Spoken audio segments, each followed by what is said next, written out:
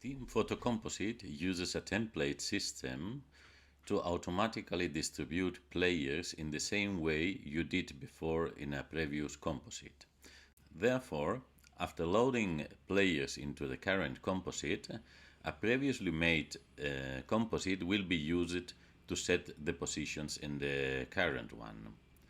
These are called templates, and you will find them here at top right.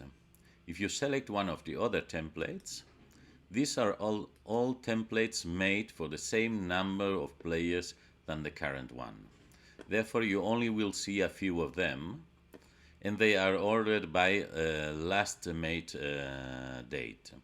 If you select, for example, this, you get a 2 rows distribution with the squatting ones at bottom. And if you select another different, you will have 4 persons at top. You only have to swap the position of some players after the template has been applied to get the final result. It's very easy and fast. If one of the templates will no longer be used or you don't like it, simply click at this small trash icon here at top and it will be removed from the database. Easy. Just select the template you want and positions will be applied.